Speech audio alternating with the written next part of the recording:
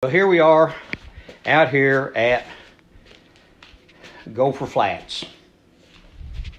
Yep, I'm going to give you a Gopher Flats report out here at the Black Toad Ranch here in Claremore, Oklahoma. Well, working on banjo today. I was practicing for a little show we're going to do. The band I'm in is Ford Mountain Gang. It's a Branson bass show, and travel around a little bit sometimes. Used to do a lot back before COVID, but ain't done much since COVID. Done some, but not much. But anyway, we're going to play a show up around Golden, Missouri, just outside of Branson there a little ways, at a fish fry for a Baptist church. But anyway, I was practicing some songs, and banjo's got this frying, buzzing, fret strings, and I have a Gibson Granada. I like Gibson banjos, but I got another old Gibson too that I really like. I've had for most of my adult life, teenage years up.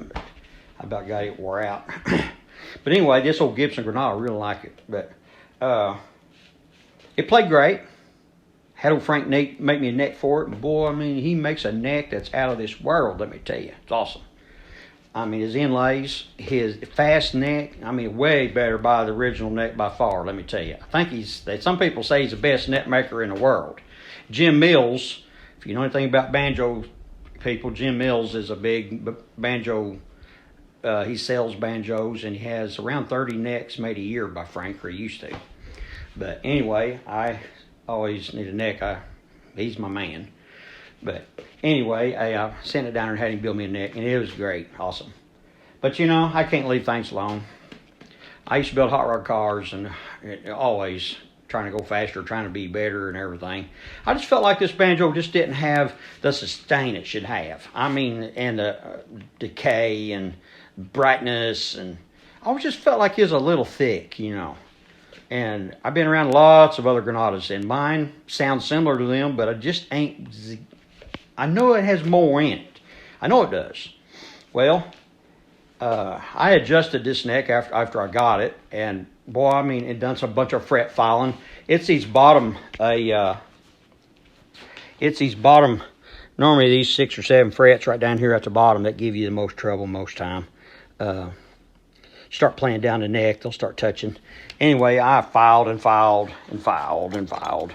I've got a fret file here that I keep in my banjo case. And anyway, I just about filed those bottom frets till there ain't nothing left of them. And I had this thing playing like a Gibson Les Paul. Let me tell you, action was super low. And I mean, you could play this thing. I mean, it was amazing. But I said it just didn't have what I was looking. I got to looking at it and also the other day, and I realized that. Let me switch you back. I realized that this end of the fretboard right here, right in this area here, was touching my hoop right here. This piece that goes around the banjo right here, that's your hoop. It sits on top of the head, on the edges of it. And you got all these hooks right here. You can tighten them on the bottom. See all these nuts? And you can tighten up your head that way. It pulls this hoop pulls it down, see? Makes it tighter. Well, that fretboard ain't supposed to be touching that right there, and it was touching it. I had adjusted, and I had actually pulled the neck into the hoops, what I'd done. I'm sure Frank didn't. I was looking for low clearance, you know, and then, you know, probably. But anyway, I thought, man, I have got to fix that. So I got it away from, I done some adjusting. This thing has tension rods in it right here. I done a little adjusting, and I got my neck off of it. But then I had fret buzz. And I worked on fret buzz, and I worked on fret buzz, and I worked on fret buzz. And I thought I'd get it, and a couple days later, it'd have it back again. The banjo sounded lots better with the neck off of it. I mean, I could really tell the difference. But anyway, so I'm sick and tired of messing with fret buzz on it. So I pulled the neck off today, and I just barely cut a little bit off of my end of my fretboard right there. I mean, just very carefully. I put a magic mark on it, and I just very easily and very gently cut that off of there. I bet her this neck was $1,200. Crazy, ain't it? Yeah, I know it, but that's just the way it is. But anyway, so I went out and I got my plane out, and I made me some shavings. I got me a bunch of shavings down in here.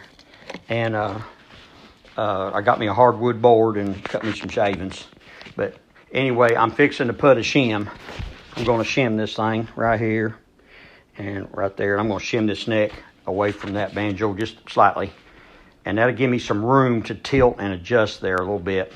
May have to reset my bridge a little bit to get my intonation right. But anyway, that's what I'm doing today. I'm trying to get all this ready before the show. The show's Wednesday night, and I'm still practicing too. Of course, I got this other banjo I'm using to practice with right now, but in between taking little breaks, I'm messing with this thing.